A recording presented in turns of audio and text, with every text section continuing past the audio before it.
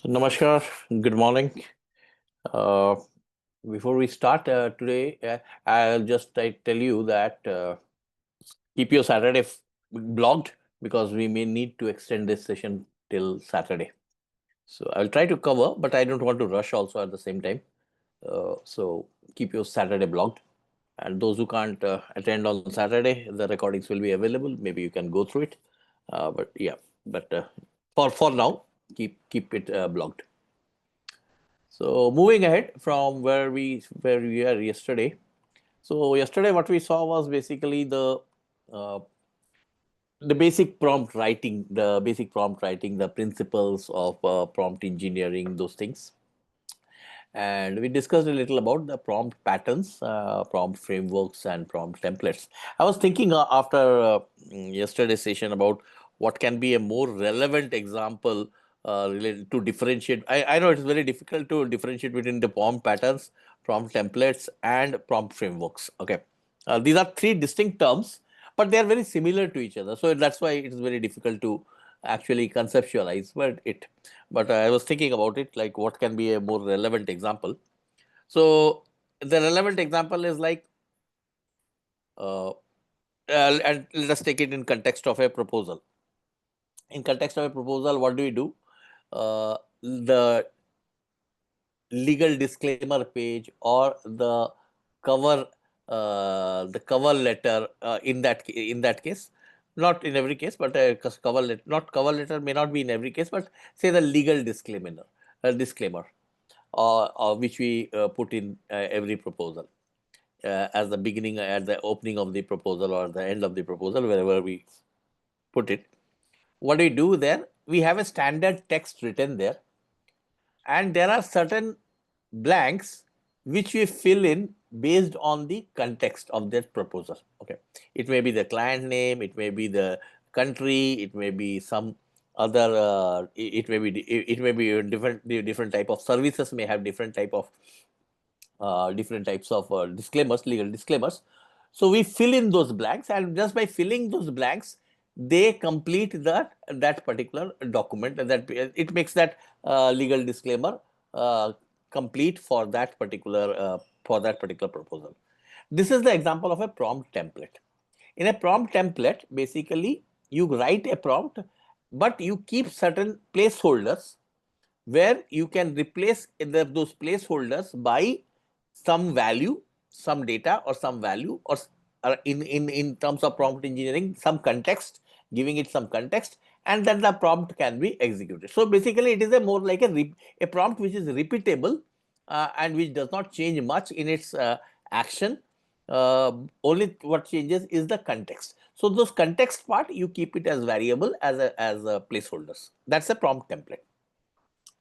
So now what is a prompt pattern? A prompt pattern is more like a method.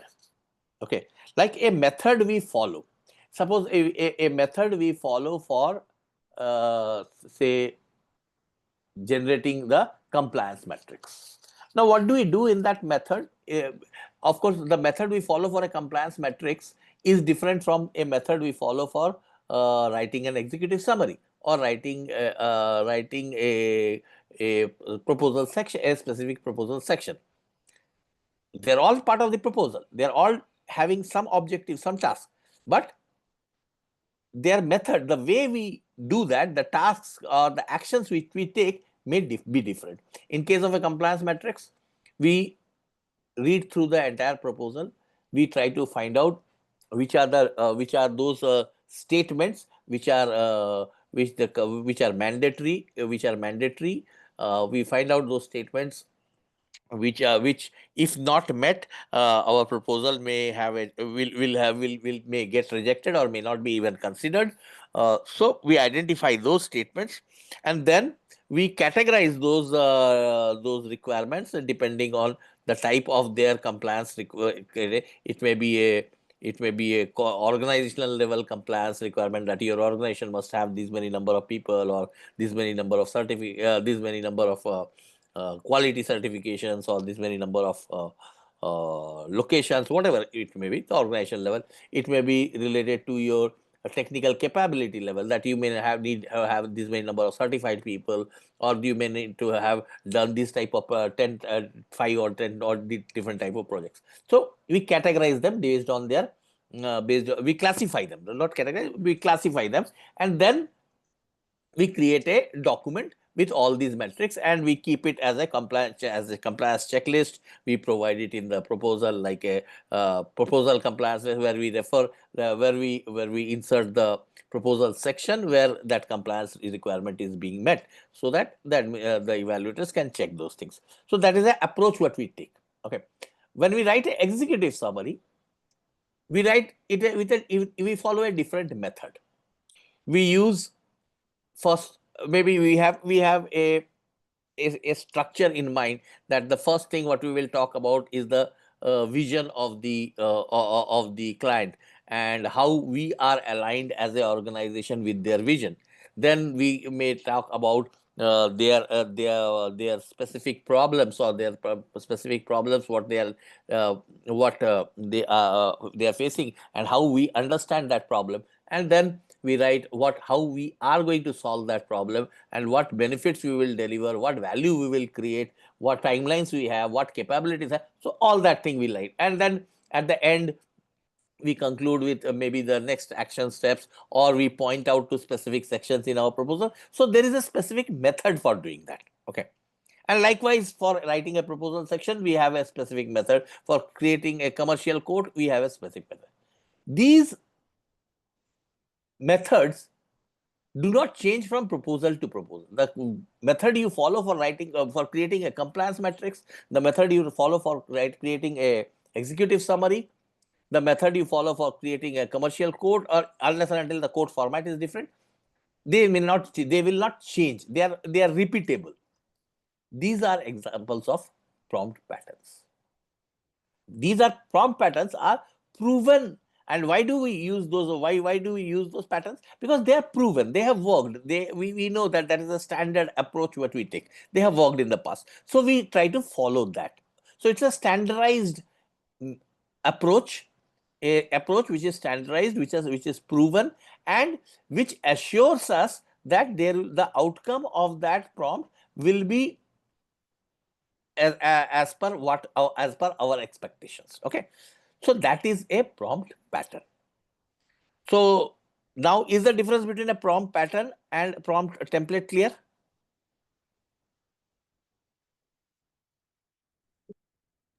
Yes, it is. Yes, sir, Vijay. Okay, good. So now coming to what is a prompt framework. Framework is actually a larger perspective. Framework, we may say, is a methodology. Okay, we may follow a agile methodology of proposal development. We may follow a linear or a waterfall methodology of proposal development. We may follow a value driven proposal methodology, VDP, what we call. If anybody is from IBM, they will know it, that the IBM follows a methodology what they call as a VDP, value driven proposal methodology. Okay, and so likewise there are other methodologies also. Now each methodology has got a separate set of methods, or basically a separate set of methods or approaches to follow, and they have got separate sets of tools and techniques and templates to follow. Now these tools, techniques and templates are nothing but prompt templates, and these methods which you follow, different methods which you follow within that particular framework, they are your prompt patterns. So a framework is a methodology which may have multiple prompt patterns and multiple prompt templates involved. Okay. Typically, frameworks we use when we have a larger goal to achieve. We are not just one task to achieve, but a larger goal to achieve. And typically, these frameworks we create these frameworks when we are because when we are using the generative AI in a interactive mode, or you are using only the chat interface of the generative AI. In that case, you will be able to execute only a task with a few steps only, and you are limited by the context window of that prompt. Okay, the number of tasks which you can execute, the amount of content which you can create. But when you're using the generative AI platform, you are building an application which is using the generative AI platform, and where you can control the context, you can control the flow of the task or the execution of the task. There we use the frameworks. Okay. Typically, frameworks are not used, or it's not possible to use the frameworks when you are using it in a interactive or a chat through a chat interface. But when you are writing when you are building a application program, when you're building an application program which will use the LLM as a platform, there you use these frameworks. And when we move into agentic frameworks, when we look into agentic frameworks, we will see that how agents are actually use the frameworks. Okay, how frameworks are more used when you are building the agents. Okay, so we will, when we go there, we will see that. So that should make the idea of a template, pattern and framework clear to you. Okay, so let's move now to the different types of prompt patterns. Okay, so now that you know what a prompt pattern is, let us try to understand what are the different the prompt patterns actually can be categorized into different forms. Okay, now ideally, and as I said earlier also, that there is no standard of defined standard for prompt engineering, because it is continuously evolving. Okay, but there are different schools of thoughts. There are different schools of thoughts. Every LLM provider actually is coming out with their own version of prompt engineering. They are not different. They are not different. The same prompt what you write in for Chat GPT, you can run the same prompt in Gemini, as well as you can run the same prompt in Claude also. But then every LLM provider tries to provide their own version of it, own version of it, and then and they say that if you write the prompt in following this particular pattern or in this particular way, it is going to be more effective, it is going to be more accurate, it is going to give you the better results. So that with that perspective, but more or less, if you look at them if you look at it from an abstract level, if you just look at it on an abstract level, you will see that everyone is saying the same thing. And those things are the 7 things what we studied, what we discussed yesterday. If you remember, these things are these principles. Okay, understanding of the model, which model to use when, if your tasks are more reasoning based, which model to use. If your task is more content or content generation based, which model to use. If your task is a mixture of both reasoning and content generation, which model to use.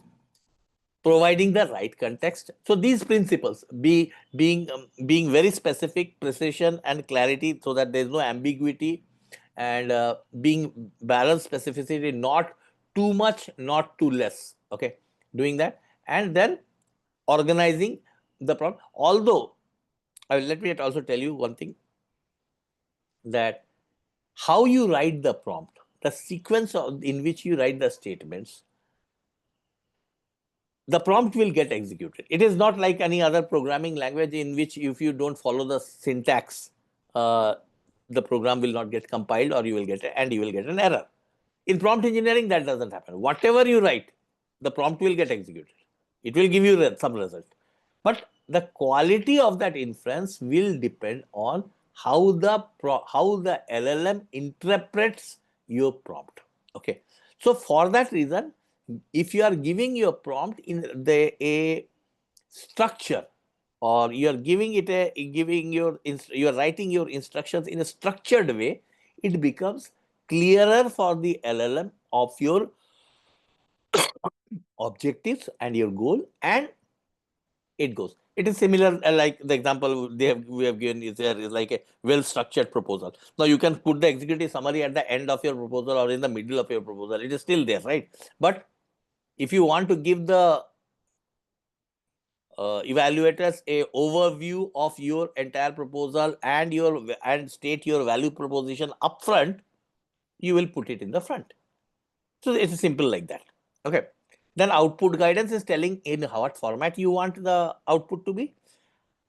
Iterative refinement. This is the most important and critical part. And I believe yesterday when you did that exercise yesterday, those of you have done, I think a lot of you have not done that. You'll always find that after writing the prompt, you feel that no, that thing what I wanted to say or that thing what I want to expect is not coming. And then you fine tune your prompt, you change certain things, and then you see the results coming in. Okay, maybe first time, second time, third time, and always believe that the first you will never get the right results in the first time.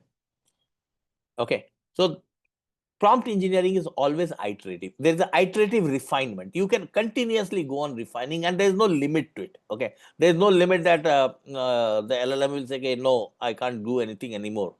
Okay, it will go. You give it a new instruction, it will follow that instruction. That is the beauty of it also, and there's a possibility of always doing it better than the previous version. So the previous content, this content is always better than the previous version. Okay. And of course, the ethical considerations, keeping it unbiased, keeping it gender neutral, seeing that it doesn't use any it doesn't use any content which is not in context to the in context to the thing you are trying to generate, the inference you are trying to generate. Okay, so maintain that it is respectful and all those things you can. So these principles are very, and these principles are generic principles. This will follow, these principles will apply to if you are using ChatGPT, if you are using Claude, if you are using Gemini, wherever, whichever platform you use, whatever purpose you use, these principles will apply.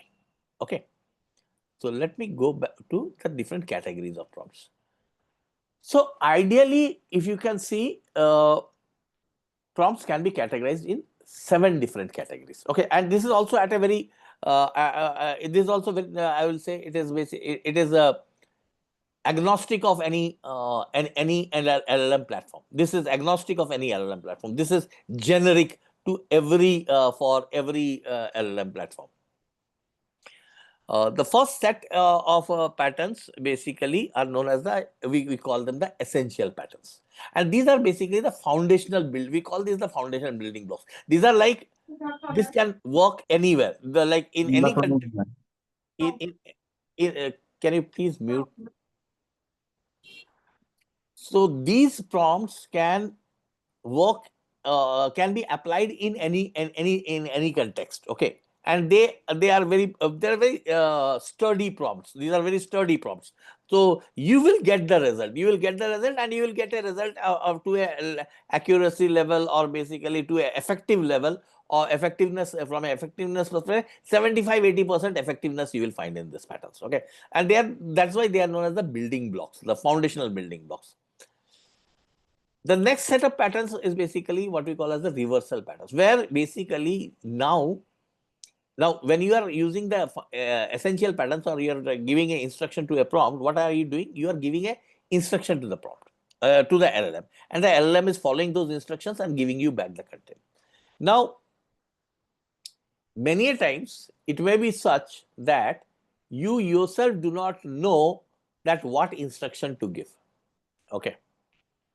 Now, that is where you can actually use again the LLM's knowledge, or LLM's capability of utilizing the training data it has.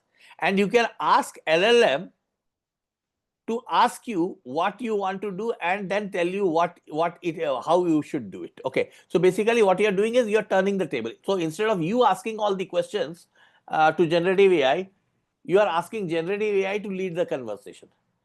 And that reverse interaction, that lets the generative AI ask you clarifying questions to better understand what you need, and then work backwards to deliver you the desired outcome. Okay.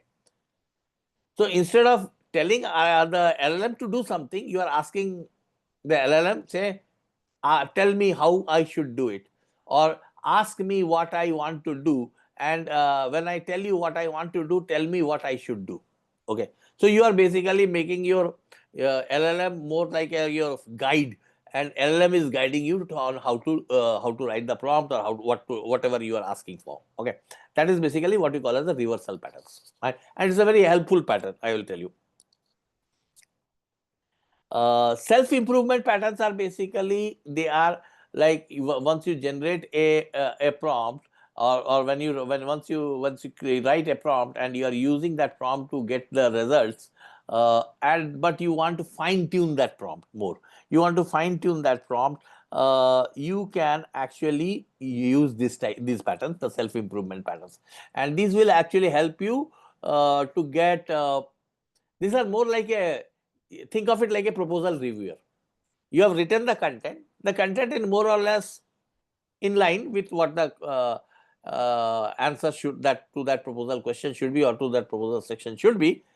But then a proposal reviewer looks at it and gives a input that, listen, if you can make this sound like this, or if you can bring this up front and follow this with this particular thing, then it will be more effective in your communication, or your persuasiveness will be more effective or more efficient, or your storytelling will be much better. Now that is basically, he's improving your content. The content is there, the content is meeting a specific set of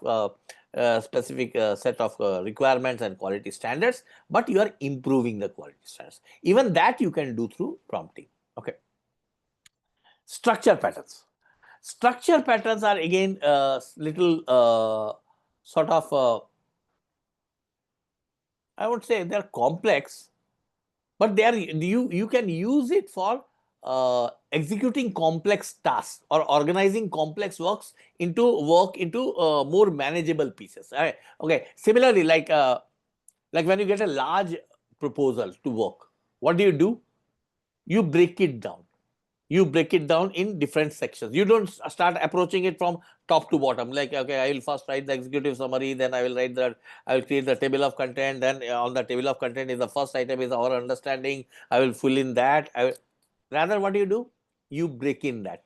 If suppose your proposal has asked for a lot of case studies and references from your customers, you may say that, okay, getting this will take time. So let me break it down, that these are the tasks I will need to do to get the references and to get the resumes or to get the case studies. So that is one task you will keep, and you will keep it at a priority level. The second will be maybe those sections specifically which are very either evaluation oriented or qualification oriented or new, that these will require new content. We do not have any content for this. We cannot reuse any past proposal content, or we do not have any knowledge asset related to this particular thing, and this has to come from the subject matter expert. Maybe you will put it at a separate, as a separate task. Okay. So but basically what you are doing is that you are managing your task by breaking it down into a bigger task, by breaking it down into smaller tasks. Similarly, you can use these structure patterns to break it down into smaller parts. Then you can also use, like we have something called prompt composite and prompt chaining. Prompt chaining is basically one prompt connected to the other prompt. Okay, that is the output of one prompt serves as an input to the second prompt, and that chain continues. Okay, so that is also what we call as a structure pattern. Okay, structure patterns. And then we have the very interesting types of patterns, basically what we call as the problem solving pattern. Now here we use the reasoning capability and the knowledge, because like what we were discussing yesterday, that you can reason only when you have a knowledge of the subject, and your reasoning is a justification or is leading to your decision. Okay. Today, the LLMs, they are able to reason based on the training model on which they have been trained, on the data and the training model on which they have been trained. Okay.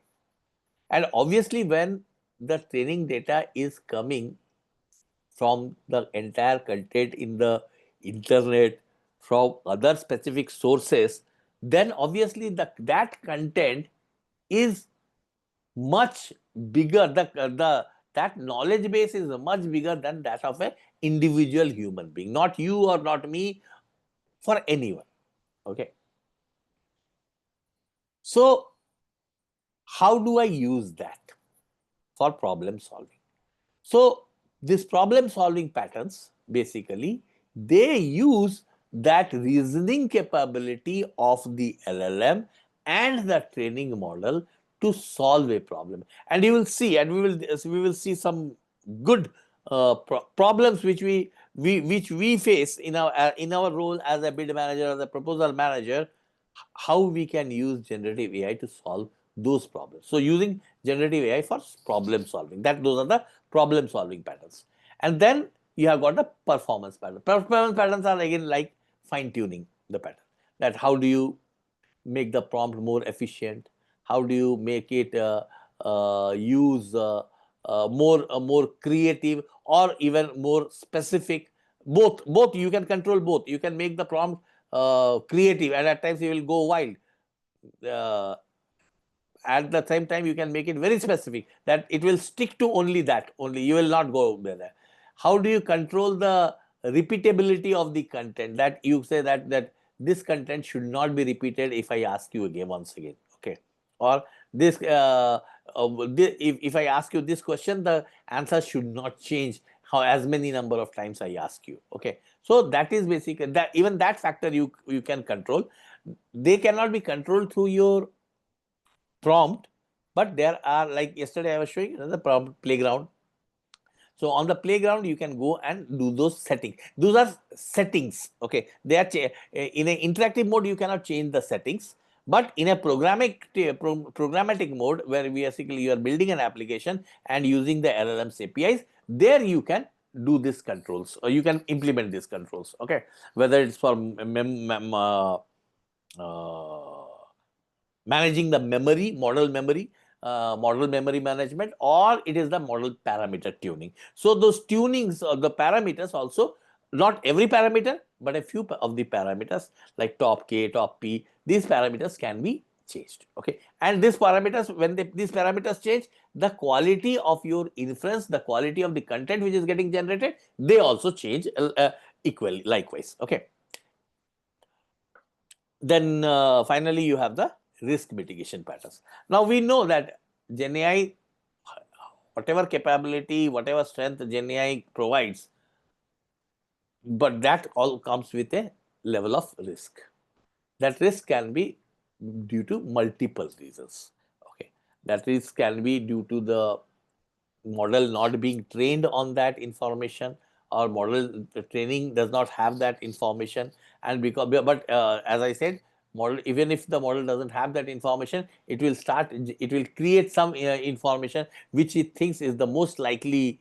It may not give you the accurate result, but it will give you the most likely result. And that most like, if it does not have that training data, it may, that most likely data, that most likely content, even if it may sound like very authentic or very validated content, but actually it will be based on wrong facts, because it has only the LLM has cooked it up. Okay, now that, how do you eliminate that? And this basically, where this is known as hallucination. This in prompt engineering terms, this is known as hallucination, that the prompt is hallucinating and giving you the wrong results. Because, and this hallucination does not happen only because the prompt, that model has not been trained. It also happens because the model is running out of context. Means out of context means that it does not have that context window. All the memory has been already been consumed. And it has lost the context of the what discussion previously was going on. So now it is trying to build something up. Okay, so that time you can, what you should do is basically close that conversation and start a new conversation. It is like you will clear the memory and then start with a new fresh memory. Okay, so that is basically one way of mitigating the risk. There are risk mitigation ways for the hallucination. There are now prompts are also, this is what we call as the prompt poisoning. Okay, prompt poisoning or context poisoning, prompt poisoning. prompts like other applications also have the vulnerability of getting hacked. Okay. Now, and through that hacking, it can actually impact the performance of the LLM also. Okay. And there are ways to control that also, but mostly they are done through the programmatic interface. Basically, when you build the application program, you create those guardrails, or you create those defense. You create that defense around your application, as well as around your content which you create. Okay, so they are basically the risk mitigation patterns. So these are the typical 7 categories of patterns. Out of this, the essential patterns, reversal patterns, structure patterns, and problem solving patterns are the most frequently and most powerful ones. Self improvement, performance, risk mitigation, basically, of course, they are important. They enhance your capability, problem capabilities, but you cannot use them. Many of them you cannot use directly only through the chat interface. Second thing is that they may not be used. They may be used only once within the prompt. Okay, but a prompt or within the prompt framework. But a essential pattern, or a reversal pattern, or a structure pattern and problem solving pattern, they can be used multiple times. Okay, so these are the 7 different categories of prompt patterns. Is it clear? What are the 7 different types of prompt categories patterns? Yes, Abhijit. Yes, it's clear. Okay, good.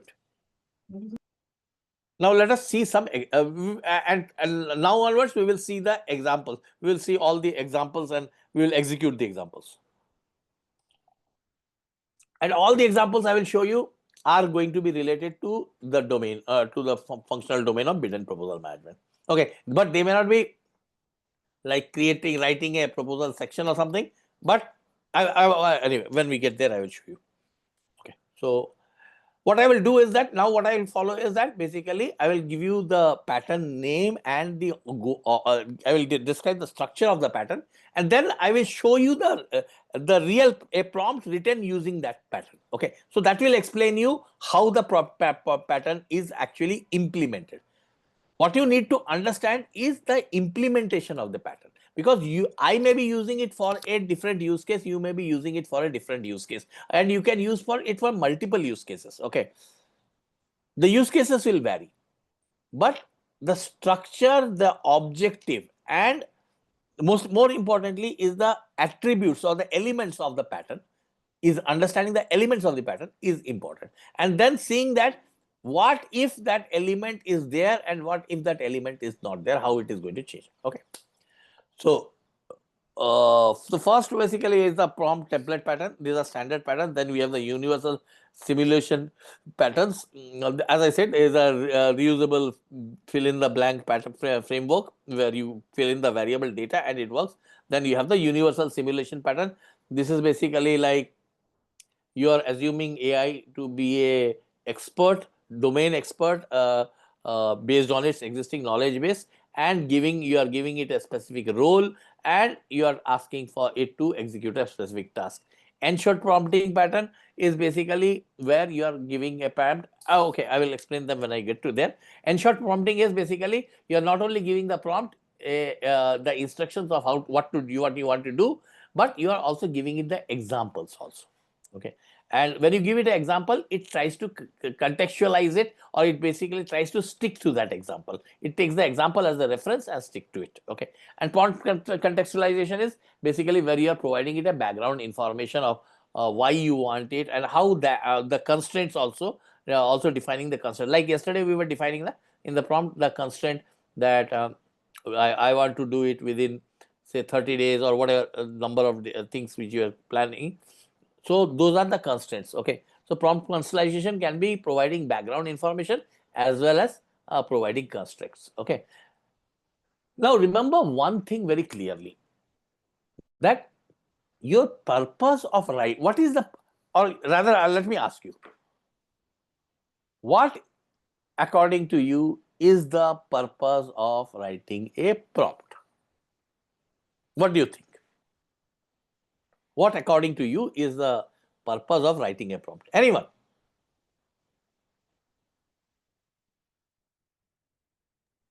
To get the better result that what we want to achieve from the proposal.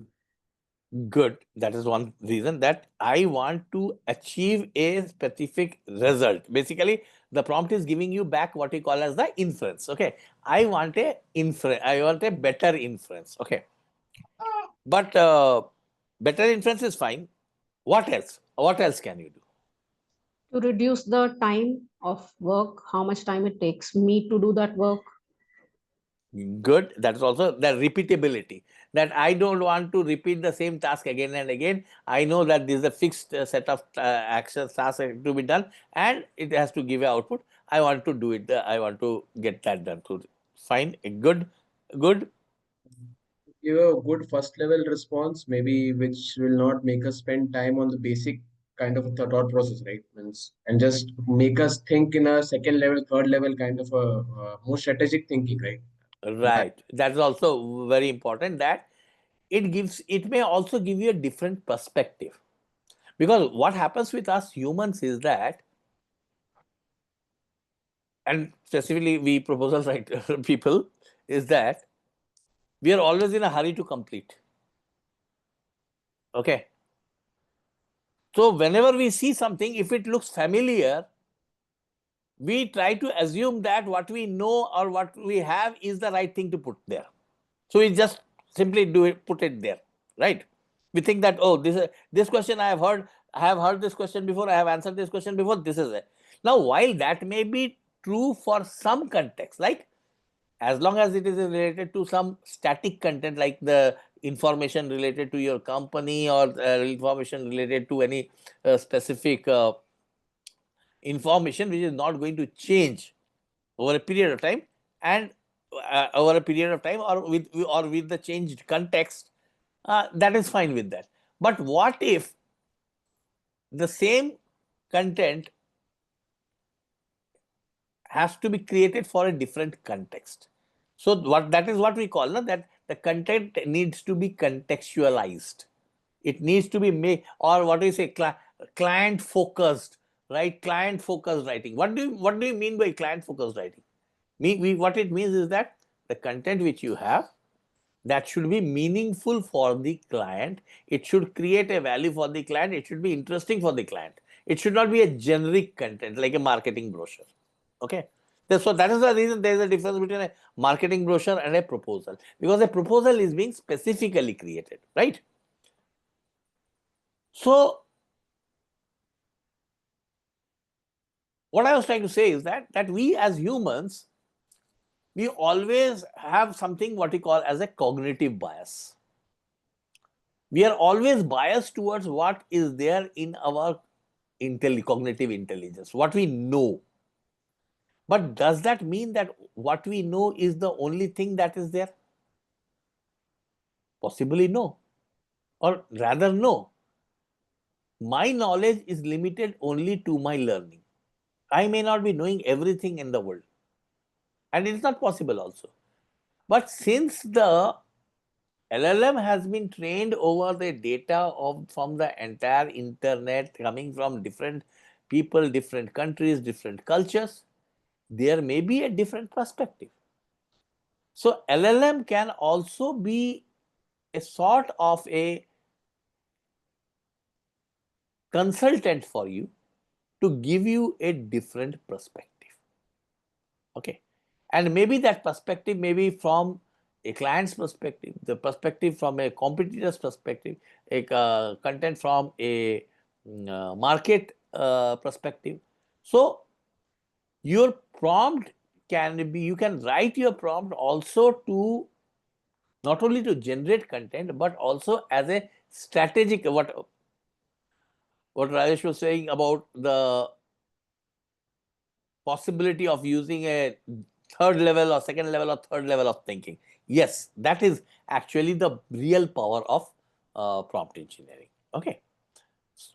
So let us, what we will do is that, okay, I will describe you one a set of patterns, or basically a type of patterns under one pattern category, and then we will see the examples of that category. Okay, so let us first see the foundation patterns. Okay, foundation basically the elementary patterns. Okay, the one this pattern, the TOCD pattern, we call it the TOCD pattern. This is a very simple and very common pattern, but again very effective pattern.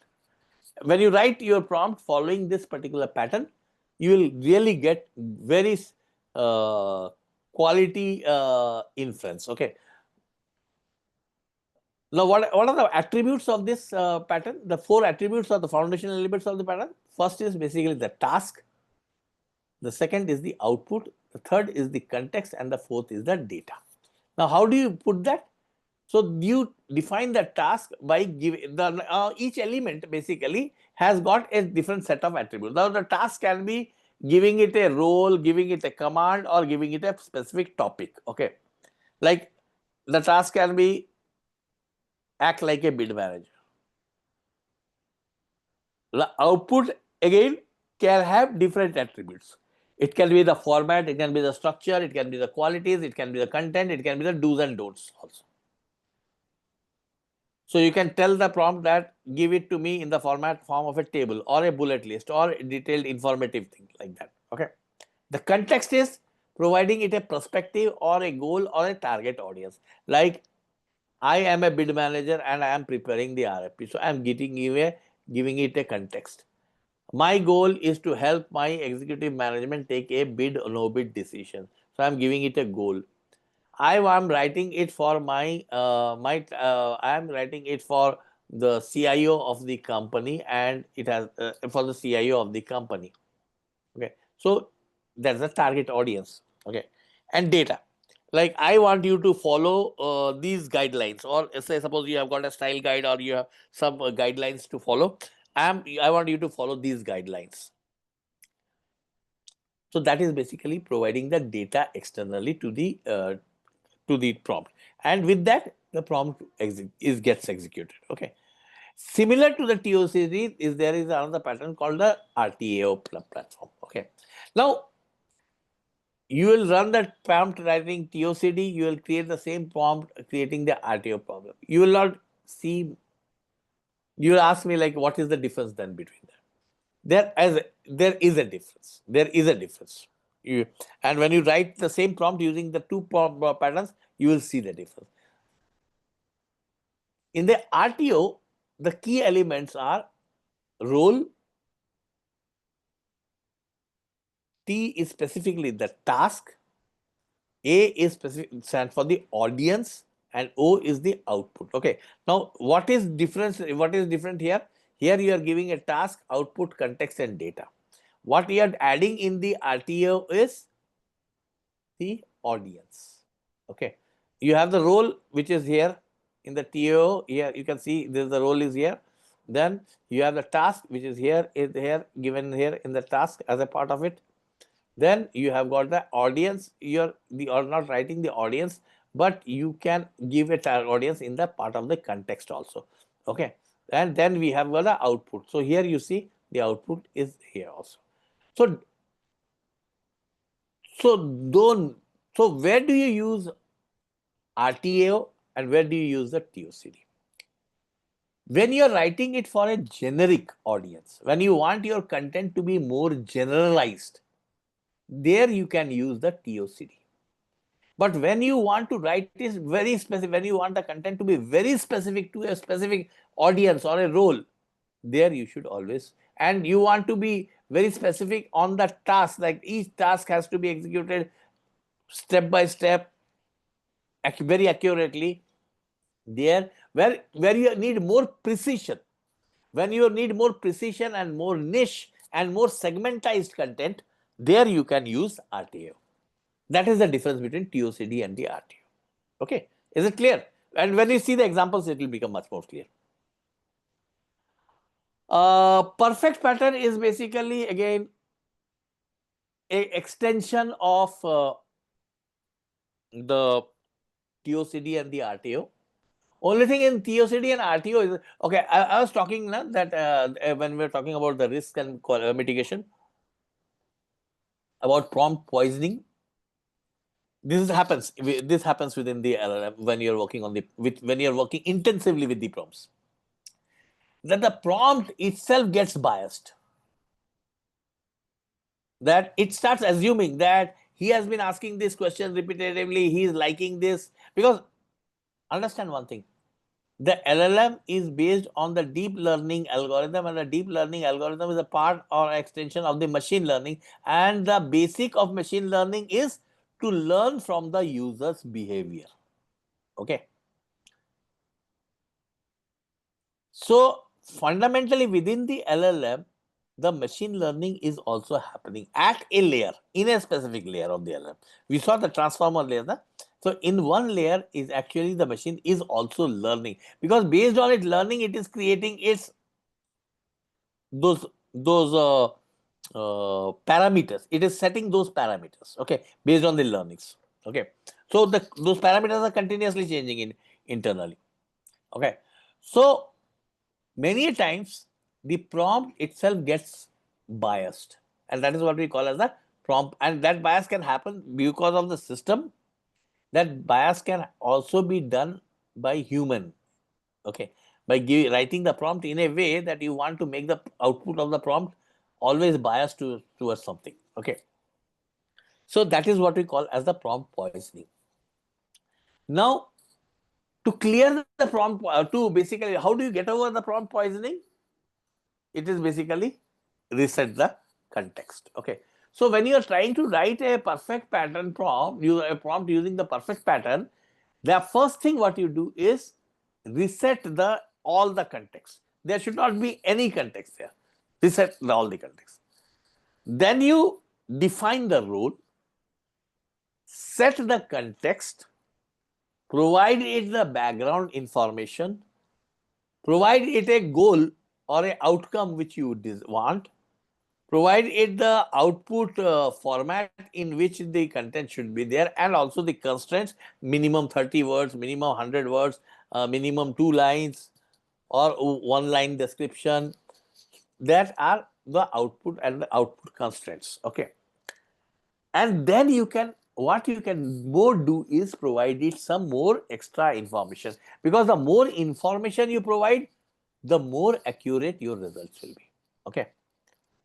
And then not only you don't end there, you bring in a self-checking mechanism. That is, you make the same guy the author. It is like the proposal author and the proposal reviewer, the same person. So you first write wearing the proposal author's hat, and then you take off that hat and wear the proposal reviewer's hat, and then review your content. Okay. So you can actually do that. You also do in a prompt, a perfect prompt pattern, you use the proposal output evaluation criteria also. And if you find that there is something missing, or the LLM finds something missing, then you want to rework it on. So till the time it is confident. Okay. So that is basically the perfect pattern. And this is the most common one, the persona pattern. Knowingly or unknowingly, we all use it because it becomes like a standard. Imagine you are this, act like this.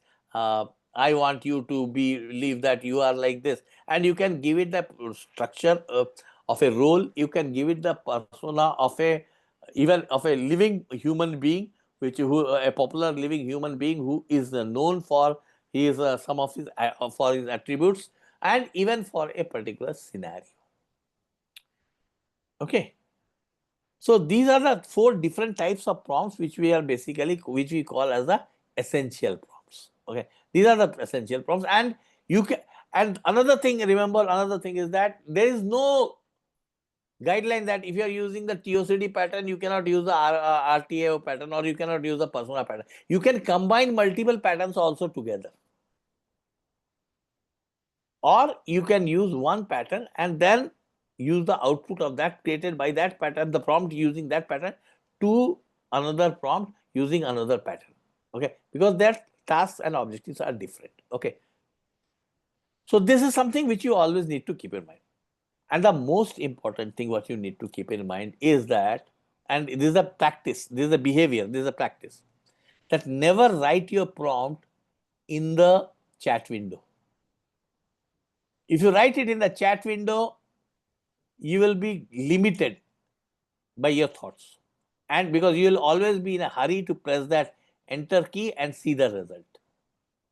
Rather, write your prompt in a notepad, in a textbook, wherever you can, outside the prompt window. Once you have written, try to run through the prompt, and then once you find that, okay, yeah, I think this is how the steps will get executed and this is the quality, then execute the prompt in the prompt window. Okay, or else you have to go through a continual set of refinements, okay, iterative refinements. If you have time for that, go about it. If you don't have time and you want to have the minimum number of revisions of your prompt, then in that case, write it outside your prompt window. Okay, clear? Is this clear all, everyone? Yes, Abhijit, absolutely. Okay, good. Prompt contextualization again is a type where it's one of the essential prompts, basically prompt patterns, where you basically provide as much as context you can provide, and this is also known as in-prompt learning, like in-prompt training or in-prompt learning. Like we said, there are two types of three different types of training of the LLM. One is the supervised learning, then we have the unsupervised learning, then we have the reinforcement learning, reinforcement learning with human intervention. That is again another type of training, but those are more used during the LLM fine tuning of the during the LLM. After that, you can use again other training methodologies for other methodologies for fine tuning the LLM for a specific purpose, for a specific domain, or you can use techniques like RAG. You will very commonly hear that RAG, retrieval augmented generation. That is, you can use the LLM, you can guide the LLM to use external sources of data or content beyond its own training model, and use that also use that content to provide you the response. Okay, so that is basically prompt contextualization. And N-short prompting, I explained this basically. What we saw yesterday, that is basically not N-short prompting. Yeah, that's also N-short prompting actually, because that is what we call as the zero-shot prompting. In a N-short prompting, in a zero-shot prompting, you do not provide any example, but in a N-short prompting, you can provide one-shot prompting, you can put two-shot prompting, or you can have N-shot prompting. It will depend on the number of examples you are giving. If you are giving it one example, it's a one-shot prompting. If you are giving two examples, it's a dual-shot prompting. Or if you are giving N number of prompts, it's a N-shot prompting. And what happens is that when you give it the examples, the LLM tries to follow those examples, and it instead of making it generalized, it customizes it as per the context which you have provided through your content. Okay, so that is N-short prompting. Okay, so what's the time? Okay, let's take a 5-minute break here, and we'll come back at 10, and then I will show you the demos of all these prompts. Okay. Before that, anybody has any thoughts or any questions on the essential prompt patterns? Everybody is fine with that concepts? Maybe it will get more clearer when you see them at work. But just if you have any doubts, please feel free to ask. Okay. Let me come back in 5 minutes and then we'll start.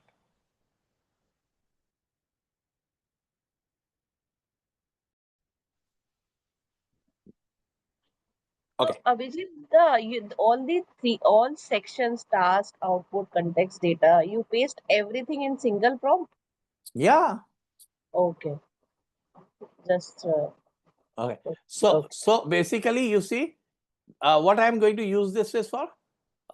Use case and prompt is basically I'm going to create a bid budget template for a systematic RFP cost tracking. I want to track the cost of building a proposal so that I reduce the wasteful spending and increase my win rates. Okay, because See, most of the times we go on bidding on opportunities which have got no chance of winning, and we waste all our time and effort and resources. But if we keep track of the costs, and we at the end of the year we show, or end of the month, or the end of the quarter we show that this is the amount of money we have spent on losing bids, on lost bids, people will become aware and they will start having more better qualification criteria. Okay, people don't qualify the bids properly, or they just go by that hunch of that, there is a chance of winning, because they are not aware of the cost. But the moment you start making people feel the cost or the investment which you are making in creating a proposal, and when you don't win a proposal, how much you lost. So so basically, actually, if you are not winning, if you are not bidding on a winning proposal, you are saving the money for your company, which you can better utilize in some other winning proposal rather than burning the cost.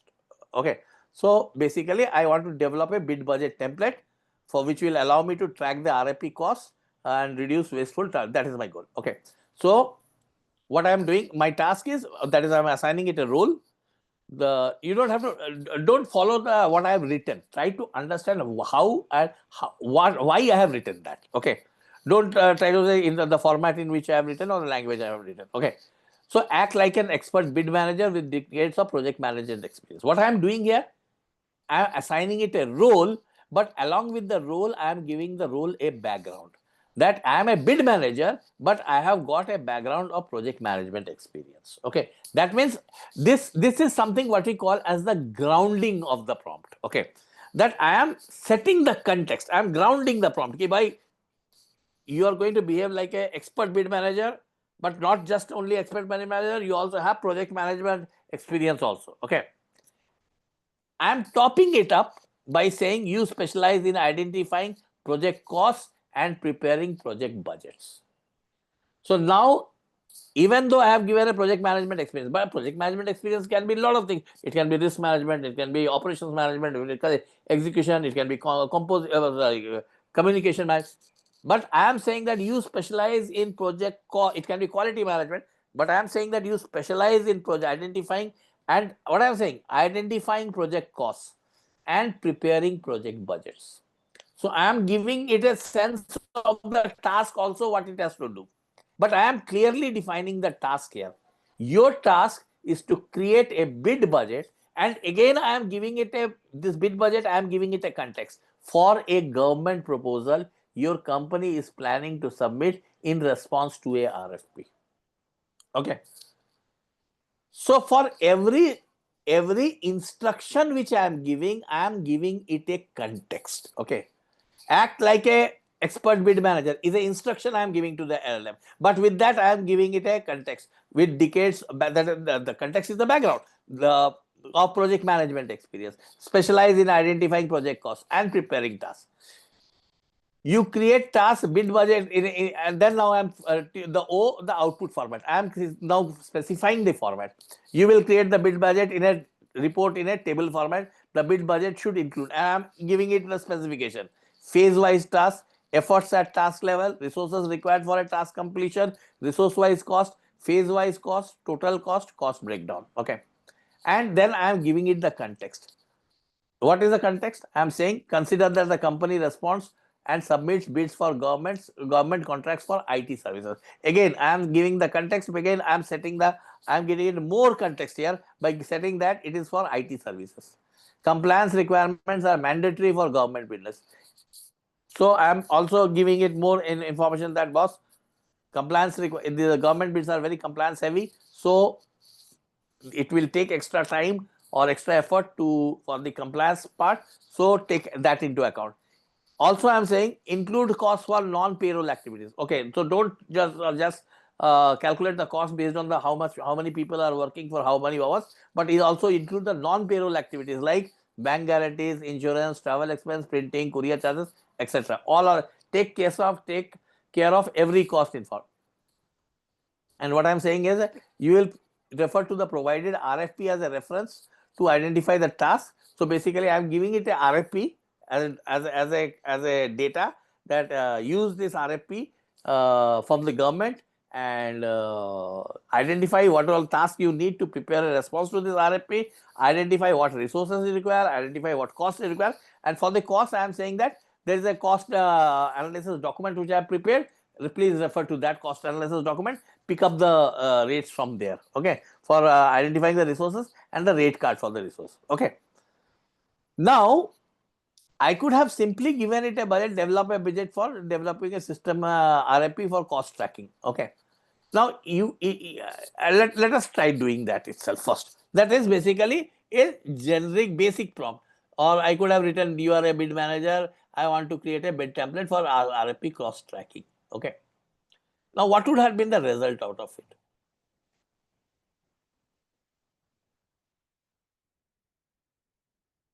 Maybe I can add it a role.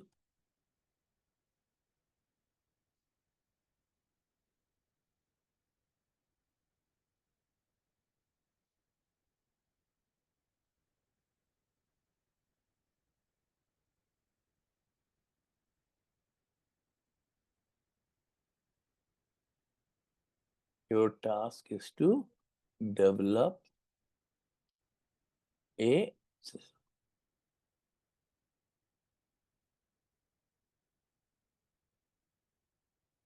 Yeah.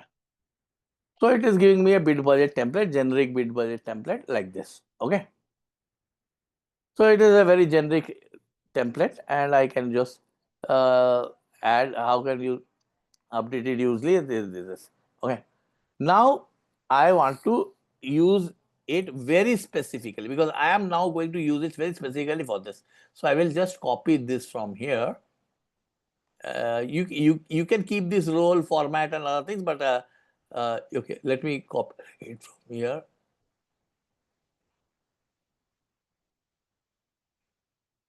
Okay, now I will let me use it in Claude also, or I can use it here. Let me use it. And then what I will do, I have to provide it the two data sources. Like, what are the data sources? One is the RFP I want to provide it. Okay. So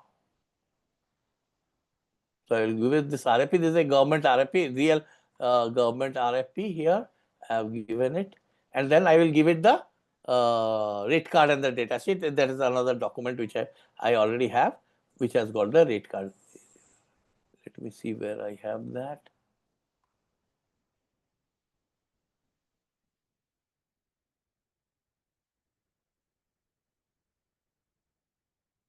This is the proposal development cost breakdown. Okay. So I have got this proposal development cost involved here. I have given that also.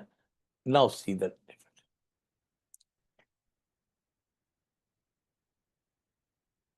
Now this is and it is taking a real RFP and based on that it is calculating now the cost.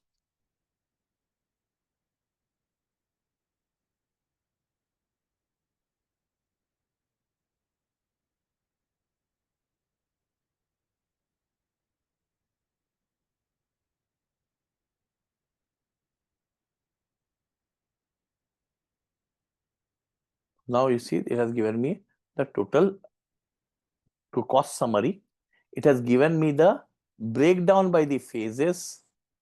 It has given me all the guidelines I need to have. Okay. It is going to take me this way. The total cost in USD is going to be 62,231 and this. Okay. So if I lose this, I am going to lose actually this amount in cash other than the other things. Okay. Now how it has calculated it? It has calculated it. It has first broken it down into phases. How many effort hours? It has estimated the effort hours based on some calculations. It has done that. Okay.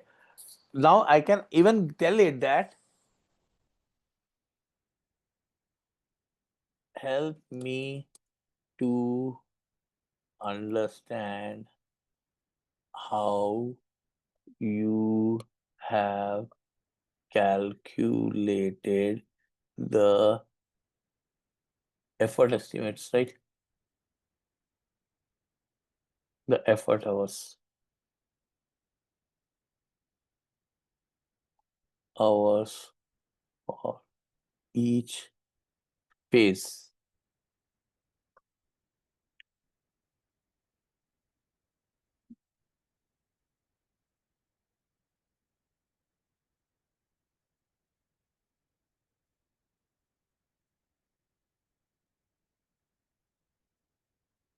Mhm.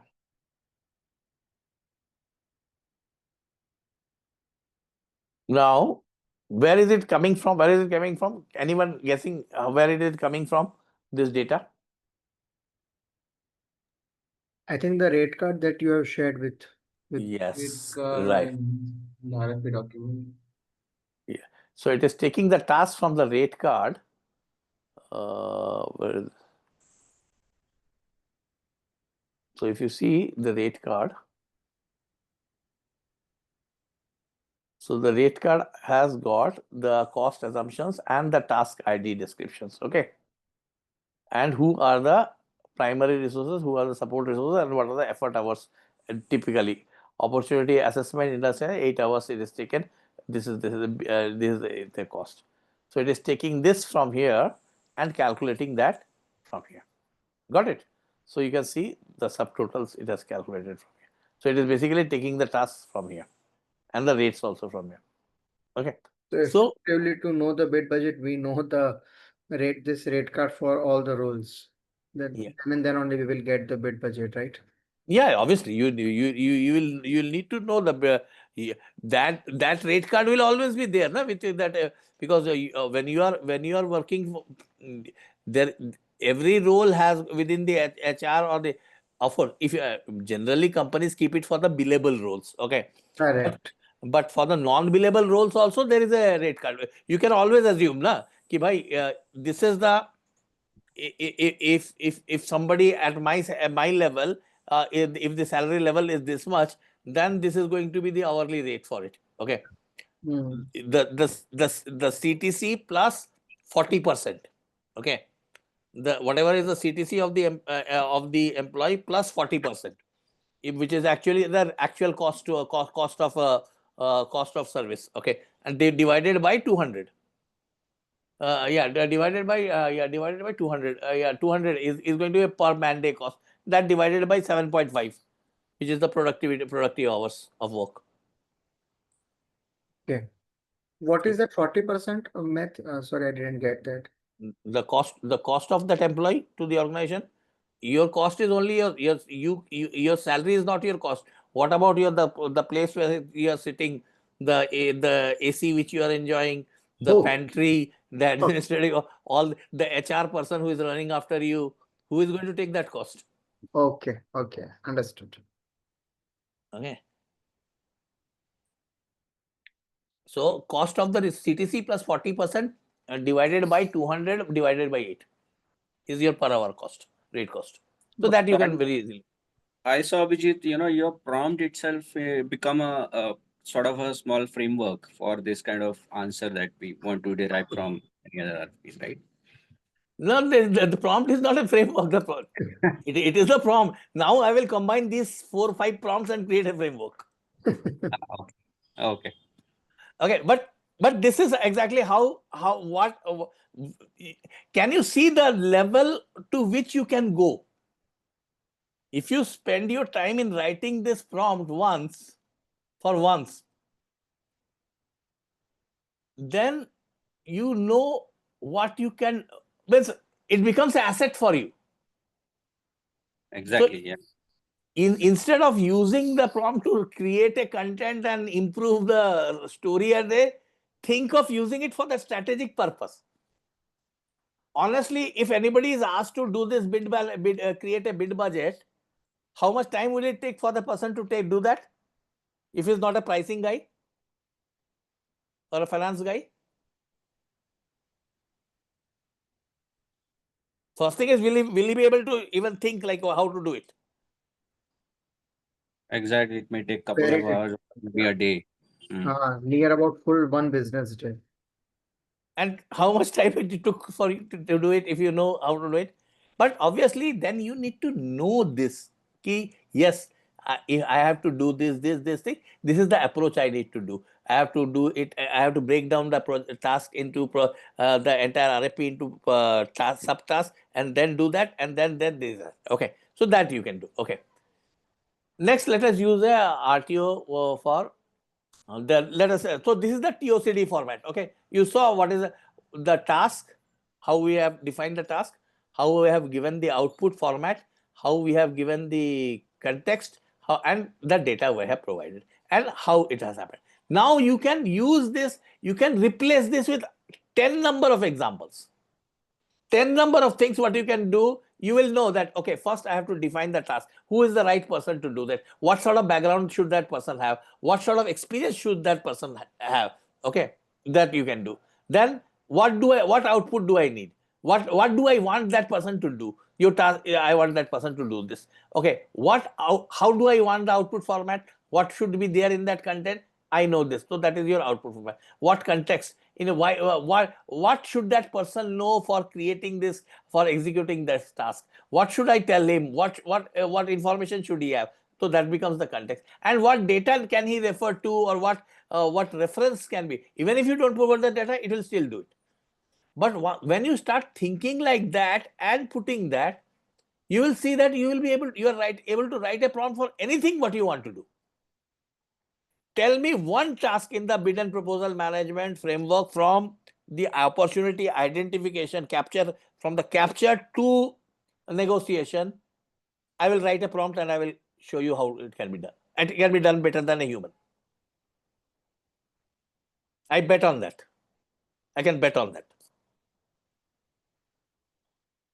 Last 3 years, I have been doing this only. For any task, every task, and you can see I have broken down it to the rock bottom task level. I can tell you from the capture to the negotiation, total my task list has got, I think, 265 tasks.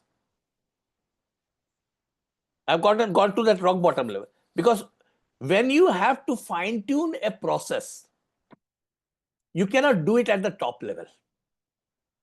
You have to go to the bottom and then see that, okay, how do I fine tune this? How do I fine tune? Then I can roll this up and do. That is where I can also say that, okay, out of those 265 tasks, actually 90 tasks are not even needed. I can eliminate those 90 tasks. So I'm left with around 175 tasks. Out of that 175 tasks, when we go to bid management, proposal management, I'll show you this. Using pursuit management, I will show you that 70 tasks can be automated and the remaining can be augmented. So that is where you will, how you have to think of when you're thinking of trying to implement generative AI within your organization. You cannot think of implementing generative AI just like for writing a prompt or using a Copilot. That is like just somebody has given you a hammer, so go on striking everything with a hammer. That's not going to solve a problem. So the approach, you have to take that again, the same engineering approach. When the engineers, they try to build something or they try to solve a problem, they go to the bottom first and then they start building up. Okay, anyway, let's get into the next prompt. So the next prompt is basically the RTO prompt. Okay, let me keep a watch on the time also.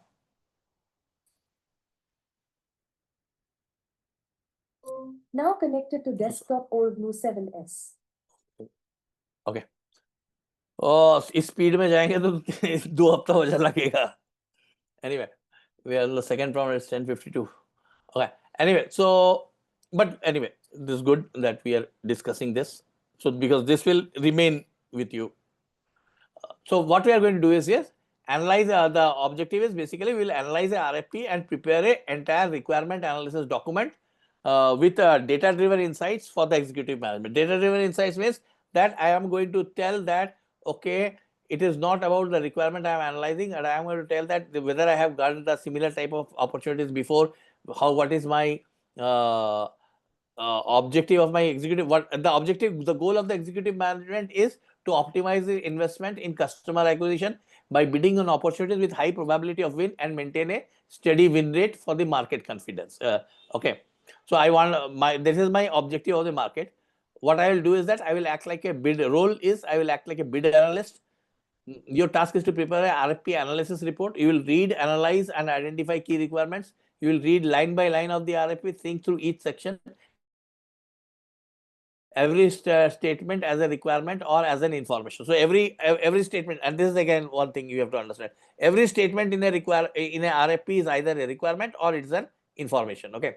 So for every statement you identify as a requirement, you will classify it either as a requirement type and category. And based on your experience and expertise, you will add your observation recommendation. So these are the tasks you will do. Okay. So you will prepare a separate list of requiring clarification. If you are not clear about something, you will create a clarifications document. Okay. You will present the statements requiring to the RFP section, subsection. So this is again like you are preparing for the pre-bid meeting. So you are preparing that these are the questions which need clarification from this subsection, this page number. Okay. You will prepare a list of assumptions and provide your rationale for making that assumption. Okay. If you have any doubts or ambiguity, you will mark it for clarification. So anything which is doubtful, you will not make any assumption. You will mark it for clarification. You will prepare the report to add data division for making the executive management consists of subject matter expert who would be interested in knowing the business problem. So what you are telling it that boss, I didn't not only identify the requirement, identify the business problem because of which the customer is telling you this, asking for these requirements. The technology architects who will be interested in the technical challenges. So what is the technology challenges of the customer? Is there a technology depth? Is there a new technology? Is there an innovation challenge? What is it? The CXO level operation is profitability, risk, and market reputation. So you are taking 3 different levels of category or 3 different categories of audience and preparing a report for that. Output, prepare a RFP analysis report in a table format with the following: requirement, RFP reference, requirement type, requirement category, mandatory, good to have, optional, your observation. You will present the list of assumptions in a format, columns, assumptions, your recommendation. Okay. So this is how you will prepare the RFP analysis report. Okay. Now let me take this from here, and this is only half of it. I have written prompts which are actual. Now you are asking now, Prashant, that what type of prompts sell in the market? These type of prompts. Okay. And this is only a half of it.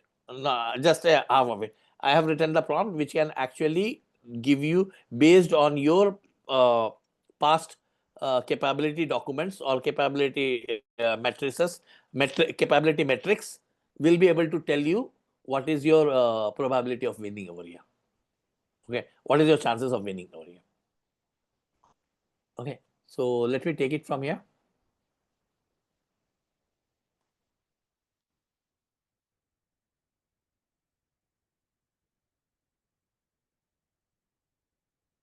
And let me go to, I will clear this context because this has taken a lot of the context memory. So I'll clear the context and I will write a new prompt, new chat here. When I start a new chat, the conversation gets ended and the memory gets cleared. Okay. So I would have done that, but since the context window has already been a lot of content I have already generated, the context window is already limited there. So I will use it for a different. I'll paste the prompt here. Okay. There's no problem if I put it like that, but it's okay. And let me add the RFP.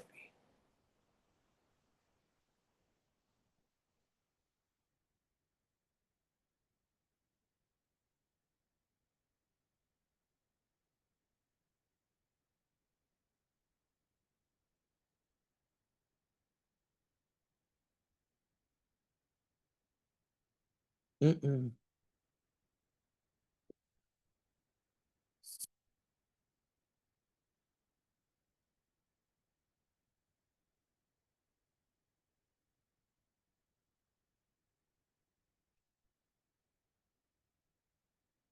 you can see here, I can, but it will be better if I copy it and paste it in a Word document and show you. So you can see here the RFP requirement, the RFP reference document, the page number, section, requirement type, whether it's a functional requirement, its category is mandatory or not, your observations, whatever your observation as an analyst, it has given. Okay. So it has done that. Clarification requirements table, that these are the statements which are not clear, need detailed documentation or stakeholder context to understand the process complexity. ERP must be tailored to the department process. Now, what is the department process? Nobody knows. Okay. So you need detailed information. Scope of modules, HR, finance, etc. Need a list of submodules, features expected in each area. Hosting on government cloud. Clarify which cloud. Meghraj, NIC. So see, look, it is even going and knowing the government clouds of India. Meghraj and NIC clouds are government of India's cloud. Okay. So it has gone there and found out, or it's a private vendor cloud. Project timeline 9 months. Does this include UAT training and sign off? Training staff 200 plus staff. Clarify if sessions centralized or need to be conducted regionally. Assumptions, whatever assumptions they're making. Recommendations. Conduct stakeholder workshops. Define module explicitly. So it has given this. Now, this is the first cut. Now think of refining it. What more can you get done out of it? And then you will see that what is the power of it. But are you getting this? How much effort would have it taken to go to this level of detail of with a 200, that RFP is a 200-page RFP, by the way. Let me open up that RFP and show you. That's a full-fledged pure government RFP taken from a government portal, has got everything that governments ask, and that to India government. Okay, 152-page RFP. And this is this there. Go and check out what is there, if there is anything which you are thinking. Okay. Now tell me, from a experienced professional perspective, how much time would it have taken for a human being to do? Even an experienced guy to do.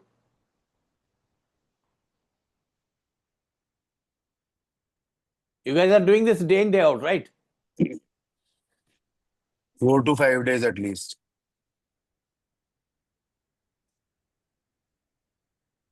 Chalo, 4 to 5 days, 2 days. 16 hours. Yeah, How much? still, but need to catch all the points will be difficult, I think. But Because you will make all your bullets or pointers just to memorize it, right? And again, while you're making the template or coming up with things, you need to go back, search on which page it was. I had seen it somewhere, scroll through, and then you reach that location to finally find it. So it takes a lot of time. now you think, if you have done this, then if you can do this, how much of effort you can see. You will always have doubts. People will ask, what if it misses out? What if it does that? Do you guarantee that a human will not miss out? A human's attention is 8 minutes. After 8 minutes, the brain stops working for them. They have to go and do something, look something else, check the WhatsApp message, check the email, check that, and then come back.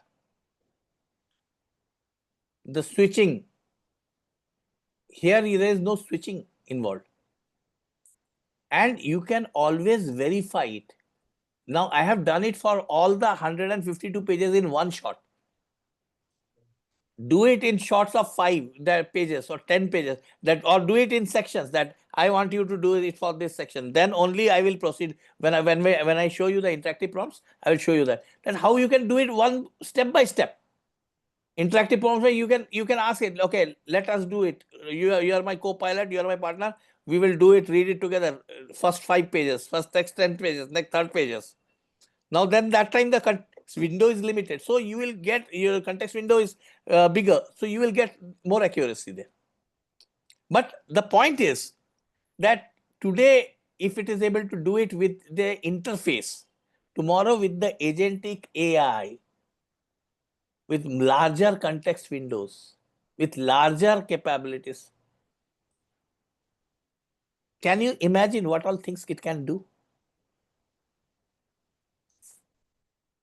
how much experience levels would it have taken Pratul to do this thing? How many years of experience would it take for a bid manager to do this level of analysis?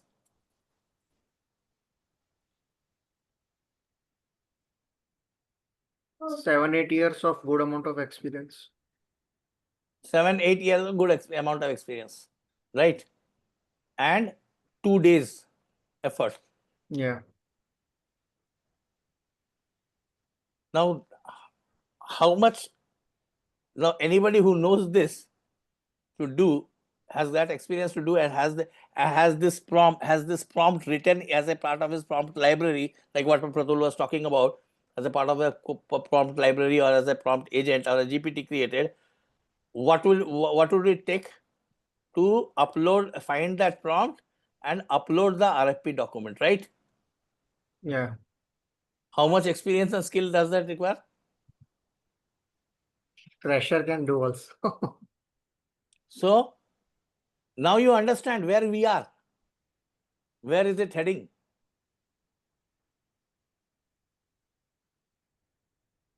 So it's all about the prompt, that how the prompt you are preparing. Yes.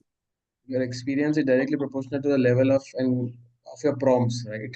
Yeah. It is directly turning out the more precise your prompts and more depth in it based on your experience, the better the response and better the kind of output, right? So the fresher can kind of understand in a year what the lay of the land is, how it has to be done, right? And he understands the entire thing in great depth. Samir, I will show you the other way also. Let me show you something else before I end today. Okay. I will go to say, maybe I will go to Perplexity, or maybe let you go to Claude. Okay. And I will say, you are a expert bid manager. I want you to give me a step by step approach to analyze a RFP. My goal is to identify the requirements, classify them, and categorize and classify them, or even let me not even say that. My goal is to generate a report, an RFP analysis report. RFP analysis report. Okay. And I could have done this in Claude also. Sorry, in ChatGPT also, but I wanted to do it.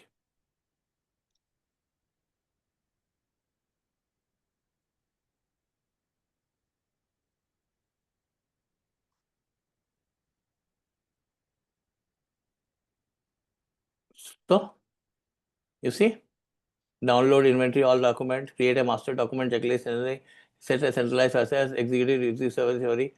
Okay, extract category requirement, functional, technical knowledge, identify mandatory, create a recommend traceability metrics for report generation. Okay. So now I wrote one prompt. A fresher will write one prompt, and he will know what exactly he needs to do. Okay. And then he can, again, if the guy knows how to write a good prompt, he will say, I want you, or now I say, you are an expert prompt engineer. I want you to write a prompt. Let me do it for the executive summary scan. Okay, I want you to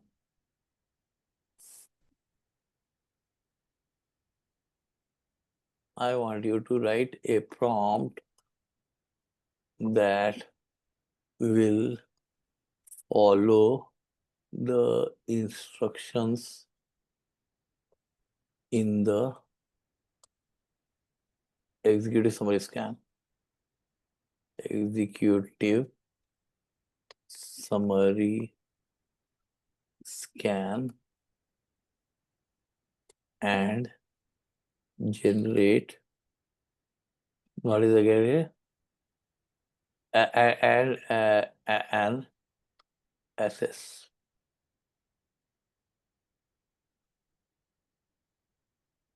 Okay, and now I give the executive.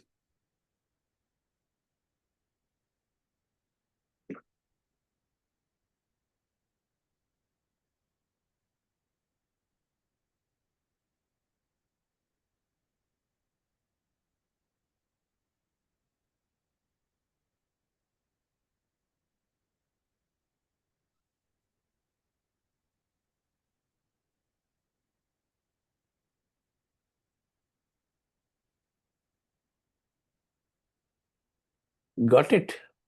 What is this? You are an expert business. Your task is to perform this. What do? I copy this from here, go to ChatGPT here, create a new prompt, and give it my RFP.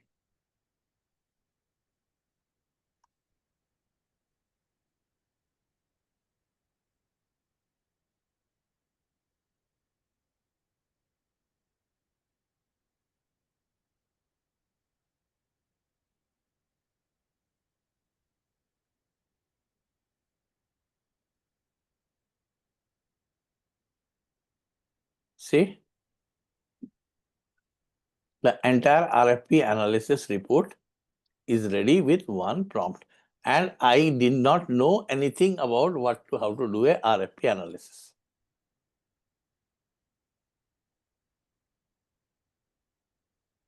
What did I, if you go back, trace the history, how did I did it? I simply went and said, "Ki boss, you are expert. I want to give me a step by step to analyze the RFP," because that was what my boss has asked me to do. Okay, my goal is to and okay, take this RFP and generate a RFP analysis report. So I don't know anything about RFP. I have not said any that I want you to do this. I have not said anything. I only gave this prompt, and then I took a part of the prompt and I executed that prompt. And this is the report I have. So with this, do you think a fresher cannot replace someone? And obviously, over a period of time, the fresher will pick up and will learn.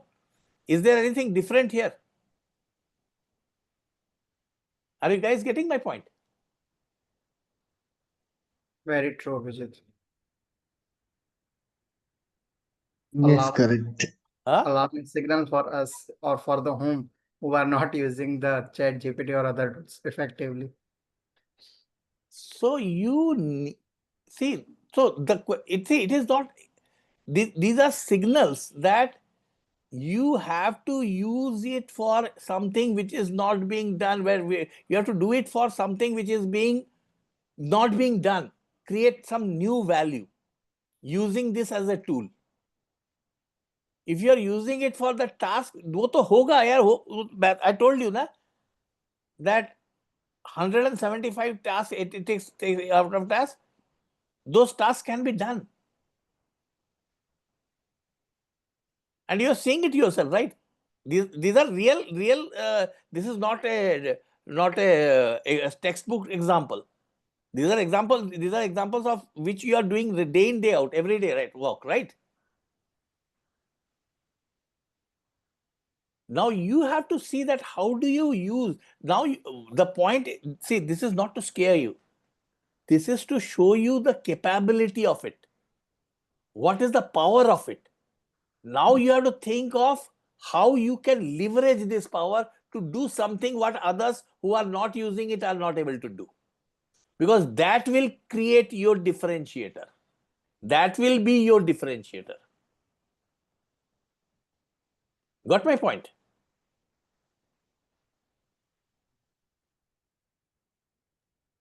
और Yes, ये sir. तो अभी शुरुआत है. This is only the beginning. I have shown you only 2 prompts. I have 10, 20, 30 other prompts left. Means patterns left to show you. But then you will know that ki boss, what exactly, if even a fresher gets this tool, what they can do. Somebody was asking, na, Deepshika, you were asking, na, ki what will happen, what happens to the content writer? Yeah. Now, what is the question now? What is your question now going to be?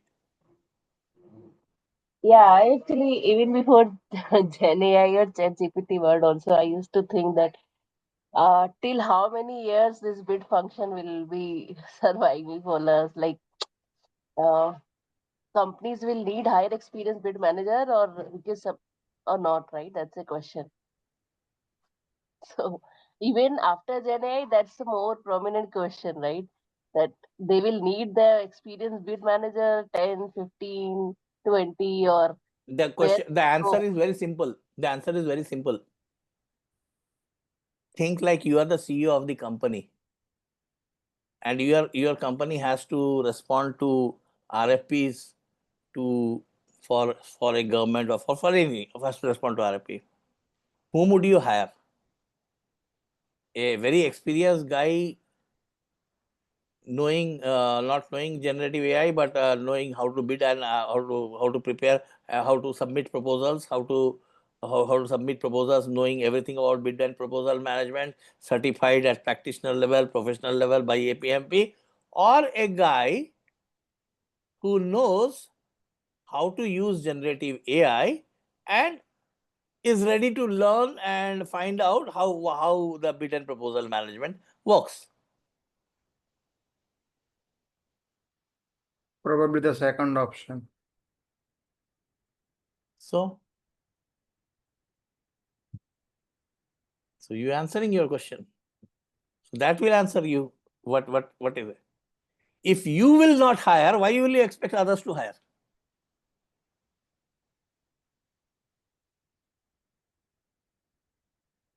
So what is the thing what we need to do?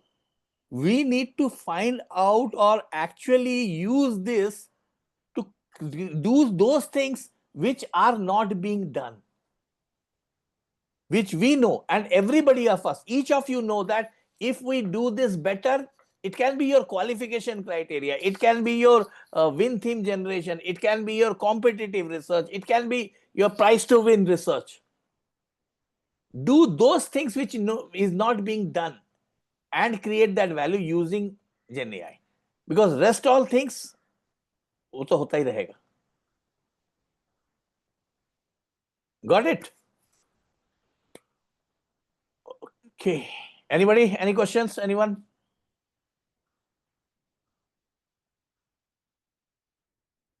I think Abhijit, people are getting afraid and scared now. So a lot of silence. No. But you have a very valid point, wherein like companies or anyone would prefer individuals with the domain expertise rather than the tool, because tool is just an enabling medium, but the real knowledge skill set which lies with the individual human. So I definitely agree with that. So, and today things are, because if you are not using your domain expertise, your knowledge to create something new, and you are only doing that operational thing again and again and again and again, you are not creating value, and neither you are creating value for yourself nor for your organization. And if you are not creating value for your organization, you are already with organization will prefer only those, organization will pay for the value, in simple terms. Correct. And there is nothing which you can say today is not known. except for a lot of specializations, like what he was saying that whose statement was there at Samagam, that be jack of all and master of a few. Those master of a few are your differentiators, because Balaji pointed. Balaji said that, and he was very in saying that holds true. Today you cannot sell that no, I am not a technical guy, so I am not a technology, I can't do solutions, or I can't do these things. I am not a commercial guy, I am not a pricing guy, I can't do pricing. I am not a delivery guy, I can't do estimations. You need to do it. If you don't need to do it, you need to know how to use GPT to do it. And GPT is your tool to get that done. So start thinking from that perspective, and to master that, find out what can I do which nobody else can do, and I can leverage GPT to do that. That is the capability you need to build. And not in one area, in multiple areas, multiple skills. So master few skills and learn all skills, all adjacent skills. All skills doesn't mean only like the skills related to bidder proposal man, even the adjacent skills. What makes a pursuit complete? All that, right from your discovery to your negotiation. That is what it is. That is how the changes are happening around. But stay steady. Don't jump into everything at one go. One step at a time. Do it. You will be there. No, there's no question. But continue learning. Don't stop. If you stop, if you think, the moment you think I am done, I know that this, it's dead. It's done. Continue experimenting, continue learning, continue fail 100 times. But learn one thing. Keep continuity learning. Keep learning continuity. And this applies to every role today, not one, not one. I have a very senior doctor, medical friend who is a medico, who is a doctor. He says that you guys think that we work only on experiment. We guys treat you, or we guys practice our medicines, whatever our medicine, only based on our experience. Well, every day we have to read the journals. Every day we have to find out what is the new drug coming in, what is the new diagnosis coming in, what is the new symptoms coming in. Every day we have to find out, or else we are also gone. So this is related to every profession. You have to create. You have to create something new. And to create something new, you have to learn something new. Okay, chalo. Abhijit, Yeah, before we close, I wanted to ask, so for those of us who have submitted the assignment, will you be giving individual feedbacks, or how will the feedback? No, we'll only qualify it. We'll only qualify it. It is not possible to give individual feedback on 70. If you have any specific doubts, you can come and question.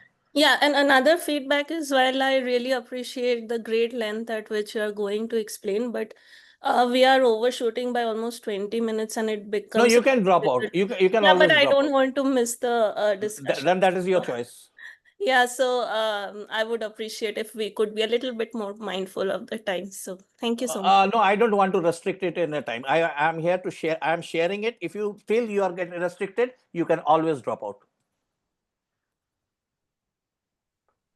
Yeah. I mean, I understand, but the whole point is sticking to the end and respecting everyone's time. So thank you so much. Thank you. Thank you. Abhijit. Thank you so much. Thank you. Thank you all. Thank you. Thank you. Thank you, sir. Thank you, sir. Thank you, Vida. Thank you. Thank you. Bye.